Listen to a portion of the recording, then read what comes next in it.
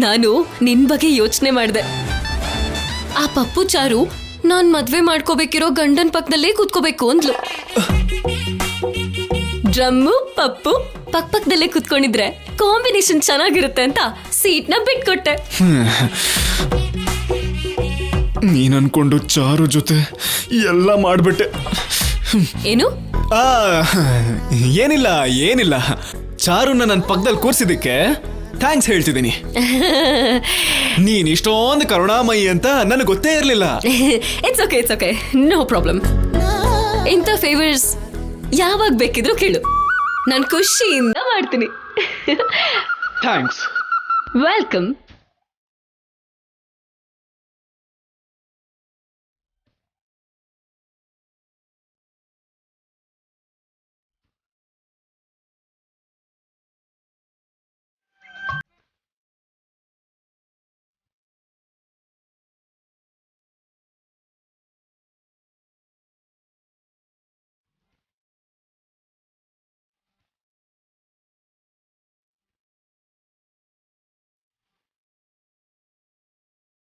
ಏಯ್, ಎಲ್ಲಿಗೆ ಬರ್ತಿದ್ಯಾ?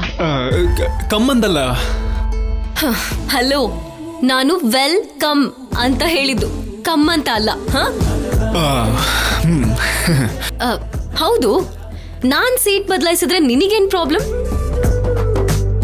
ಥಿಯೇಟರ್ ಅಲ್ಲಿ ನಿನ್ ಪಕ್ಕ ಕೂತ್ಕೋಬೇಕು ಅನ್ಕೊಂಡಿದ್ದೆ. ಏನು? ಅದೇ ಚಾರುನ ಕೂರಿಸ್ದಿಯಲ್ಲ, ಥ್ಯಾಂಕ್ಸ್ ಹೇಳ್ತಿದ್ದೀನಿ. ಈಗಷ್ಟೇ ಹೇಳಿದ್ಯಲ್ಲ. ಮತ್ತೆ ಹೇಳ್ಬೇಕನ್ಸ್ತು, ಅದಕ್ಕೆ ಹೇಳ್ತಿದ್ದೀನಿ. ಸರಿ, ನನಗೆ ತುಂಬಾ ಕೆಲಸ ಇದೆ. ಓಕೆ, ಬಾಯ್. ಓಕೆ, ಬಾಯ್.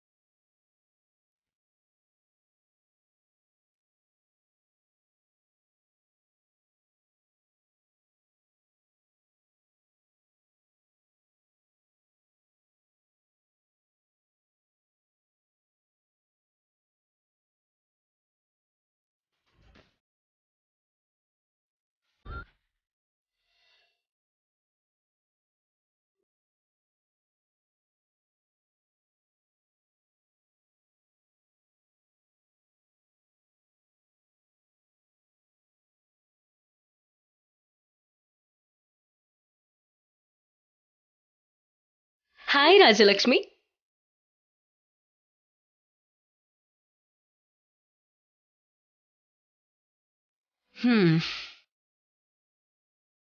ಏನು, ಸಿನಿಮಾಗ್ ಹೋಗ್ ಬಂದ್ರು ನಿನ್ ಮೂಡ್ ಚೇಂಜ್ ಆಗ್ಲಿಲ್ವಾ?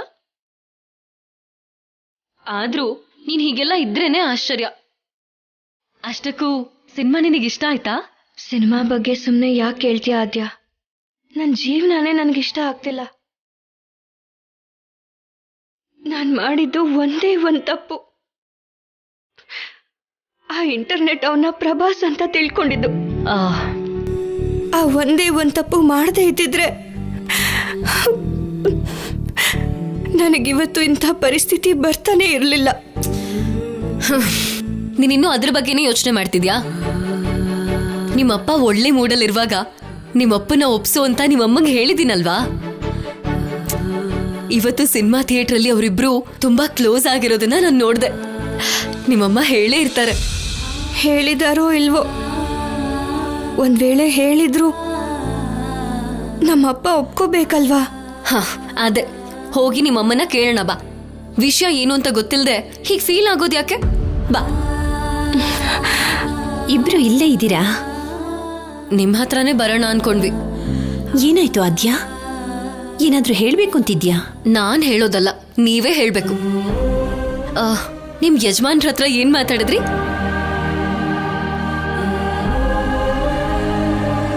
ನಮ್ ರಾಜಲಕ್ಷ್ಮಿ ಬಗ್ಗೆನಾ? ಹೌದು. ಅದು ನಾನು ಹೇಳ್ಬೇಕು ಅಂತ ಅನ್ಕೊಂಡೆ, ಆದ್ರೆ ಅನ್ಕೊಂಡ್ರ? ಅಂದ್ರೆ ಇನ್ನೂ ಹೇಳಿಲ್ವಾ? ಮತ್ ನೀವ್ ಥಿಯೇಟರ್ ಅಲ್ಲಿ ಏನ್ ಮಾಡ್ತಿದ್ರಿ? ನಾವಿಬ್ರು ಪಕ್ಕ ಪಕ್ಕನೆ ಕೂತಿದ್ವಿ ಅಲ್ವಾ?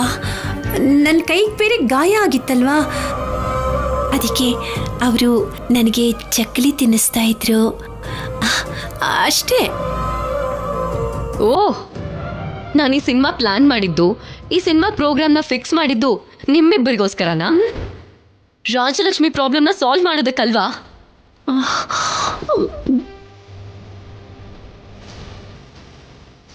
ಕೇಳೋದಕ್ಕಾಗ್ಲಿಲ್ಲ ಅಂದ್ಯಾ?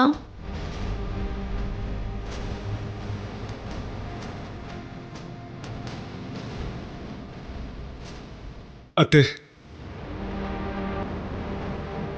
ನಾವೆಲ್ಲರೂ ರಾಜಲಕ್ಷ್ಮಿ ಓದಿನ ಬಗ್ಗೆ ಮಾವನಿಗೆ ಎಲ್ಲ ರೀತಿಲೂ ಹೇಳಕ್ ಪ್ರಯತ್ನ ಪಟ್ವಿ. ಮಾವ ಥಿಯೇಟರಿಂದ ಹೊರಗೆ ಬರೋವರೆಗೂ ರಾಜಲಕ್ಷ್ಮಿ ವಿಷಯದ ಬಗ್ಗೆ ಯೋಚನೆ ಮಾಡ್ತಾ ಇದ್ದ.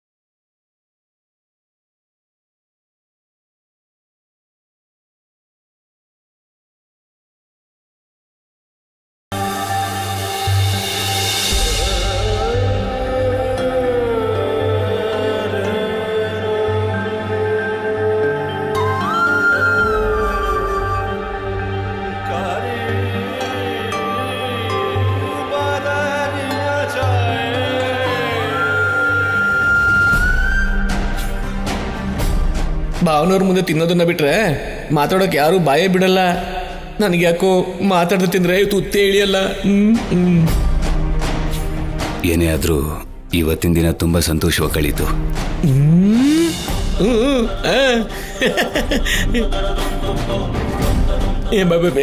ನೀವಿದ್ದೀರಾ ಅಲ್ವಾ ಅಂತ ಯಾರು ಮಾತಾಡ್ತಿಲ್ಲ ಅನ್ಕೊಂಡೆ ಭಾವನವ್ರೆ, ನೀವೇ ಮಾತಾಡ್ಬಿಟ್ರಿ. ನನ್ ಮಗ ಅಗತ್ಯ ಇಲ್ಲದೆ ಮಾತಾಡೋದಿಲ್ಲ.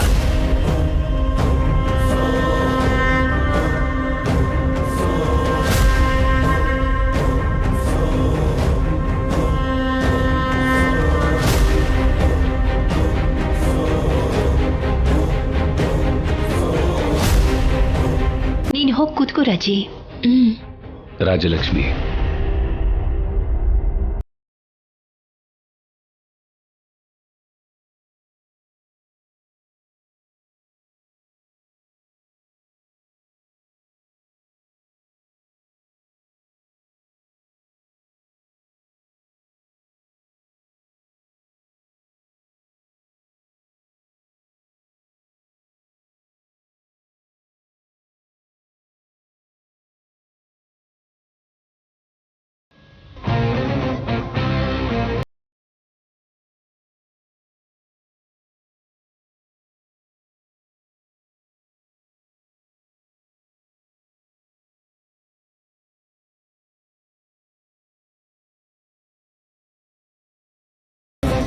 ಅಮ್ಮ,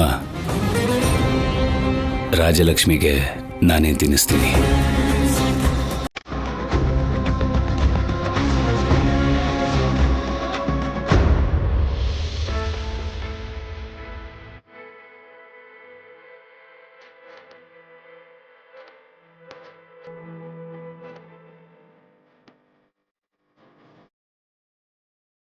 ಬಾಮ್ಮ, ತಿನ್ನು.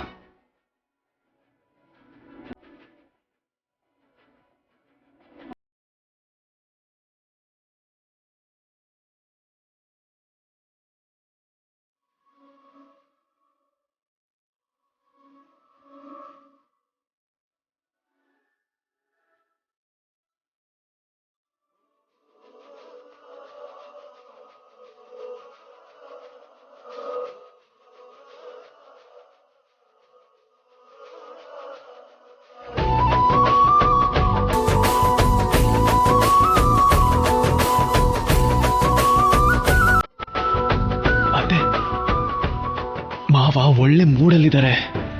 ಇದೇ ಸರಿಯಾದ ಸಂದರ್ಭ, ನೀವು ಮಾತಾಡಿ. ಈಗಲೇ ಮಾತಾಡಿ. ರಾಜಲಕ್ಷ್ಮಿ ಇನ್ನೂ ಓದ್ಬೇಕು, ಅವಳಿಗೆ ಈಗಲೇ ಮದುವೆ ಬೇಡ ಅಂತ ಹೇಳಿ.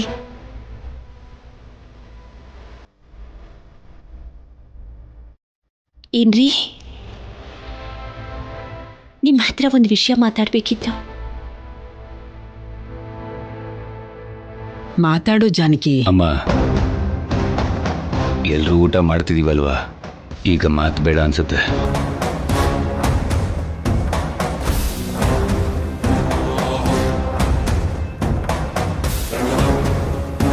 ನಿಮ್ಮೆಲ್ರಿಗೂ ಶುಭ ಸಮಾಚಾರ ಹೇಳಬೇಕು ಅಂತಿದ್ದೀನಿ.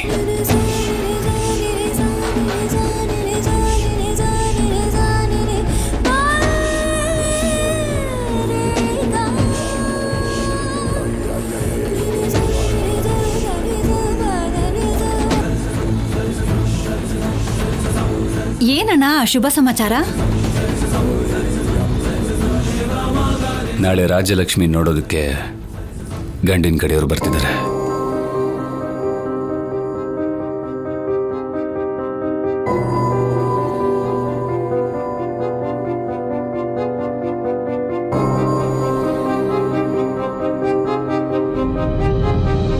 ನಾಳೆ ಅವ್ರಿಗೆ ಸಂಬಂಧ ಇಷ್ಟ ಆದರೆ ಮುಹೂರ್ತನ ಇಟ್ಬಿಡಿ ಅಂತ ಹೇಳೋಣ.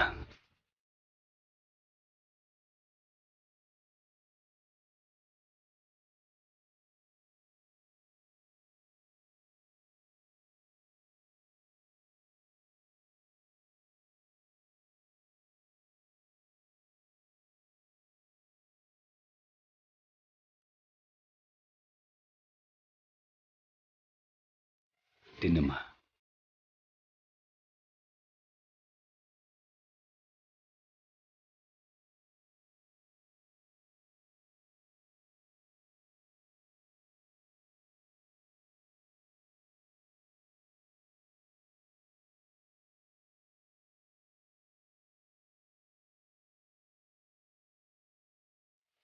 ಏನ್ರಿ,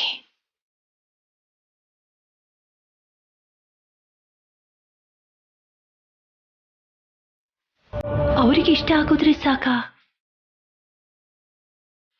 ರಾಜಲಕ್ಷ್ಮಿ ಇಷ್ಟ ಕಷ್ಟಗಳ ಬಗ್ಗೆ ಸ್ವಲ್ಪನೂ ಯೋಚನೆ ಮಾಡೋದು ಬೇಡವಾ?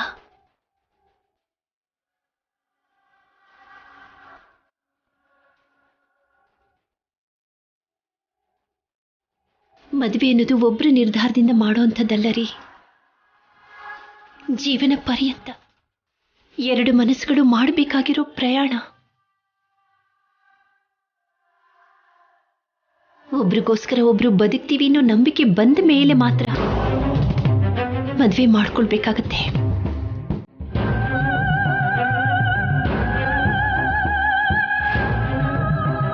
ಅದನ್ನ ಬಿಟ್ಟು ಅವ್ರು ಚೆನ್ನಾಗಿದ್ದಾರೆ, ನಮಗಿಷ್ಟ ಆಗಿದೆ ಅಂತ ನಮ್ಮ ರಾಜಲಕ್ಷ್ಮಿ ಜೀವನನ ಬಲಿ ಕೊಡಬಾರ್ದು ರೀ.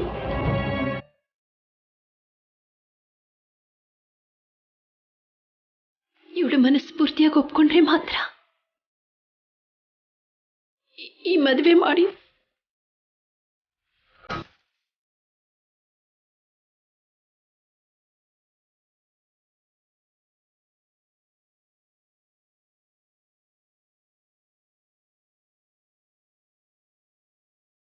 ತಿನ್ನಮ್ಮ.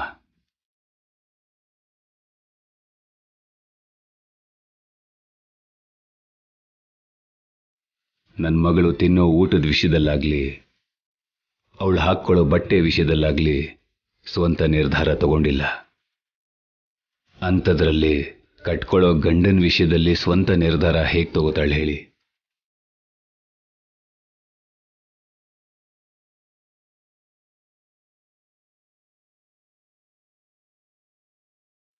ಮನೆ ಮುಖ್ಯಸ್ಥನಾಗಿ ಈ ನಿರ್ಧಾರ ನಾನು ತಗೊಂಡಿದ್ದೀನಿ.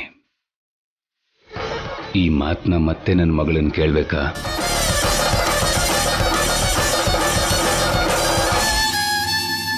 ಹೌದಾ? ಹಾಗಾದ್ರೆ ಸೀನು ಮದ್ವೆ ವಿಷಯದಲ್ಲಿ ಸೀನುನ್ ಯಾಕೆ ಕೇಳಿದ್ರಿ?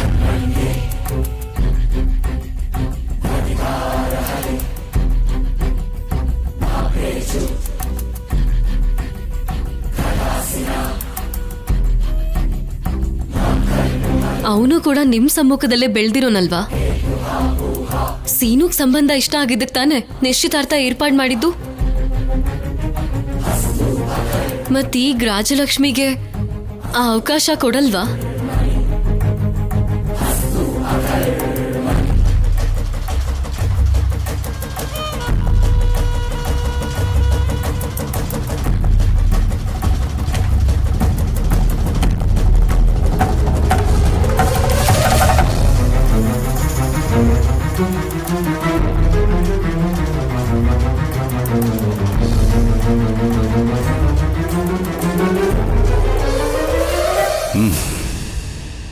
ಕೇಳ್ತೀನಿ.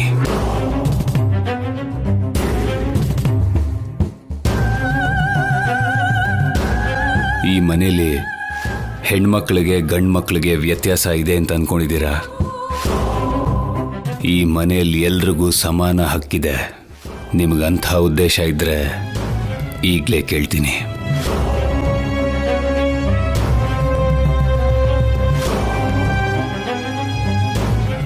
ರಾಜಲಕ್ಷ್ಮಿ, ಆ ಸಂಬಂಧ ನಿನಗಿಷ್ಟ ಆದ್ರೆ ತಲೆ ತಗ್ಸಿ ತಾಳಿ ಕಟ್ಸ್ಕೋತೀಯ ಅಥವಾ ಸ್ವಂತ ನಿರ್ಧಾರ ತಗೋತೀಯ?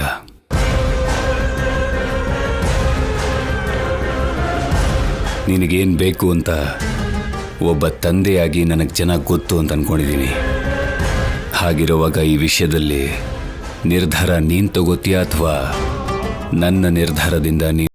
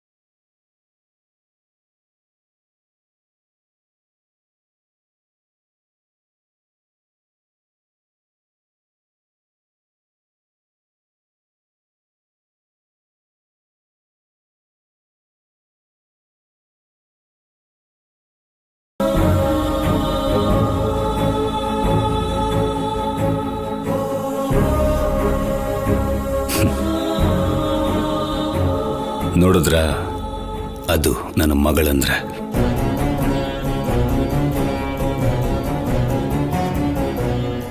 ಅವರು ನಾಳೆ ಬರ್ತಿದ್ದಾರೆ. ಅವ್ರಿಗೆ ರಾಜಲಕ್ಷ್ಮಿ ಏನಾದರೂ ಇಷ್ಟ ಆದರೆ ತಕ್ಷಣ ಮುಹೂರ್ತ ಇಟ್ಕೊಳ್ಳೋಣ. ಈ ವಿಷಯದ ಬಗ್ಗೆ ಇನ್ಯಾರೂ ಯೋಚನೆ ಮಾಡೋ ಅಗತ್ಯ ಇಲ್ಲ.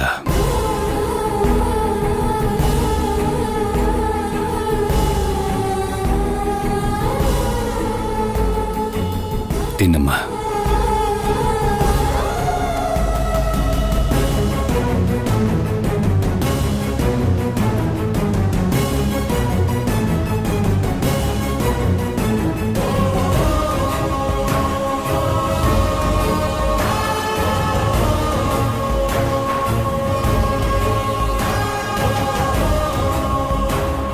ರಾಜುನ ಎಲ್ರೂ ದೋಷಿ ತರ ನೋಡ್ತಿದ್ದೀರಾ.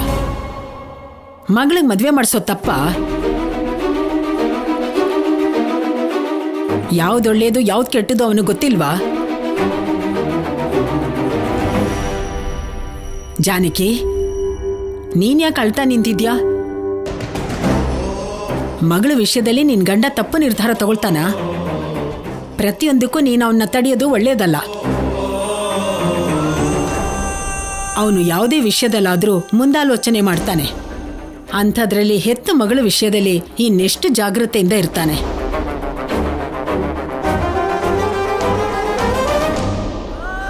ಯಾಕೆ ಅವನ್ನ ತಡೆದು ನೋವು ಪಡಿಸ್ತೀರಾ?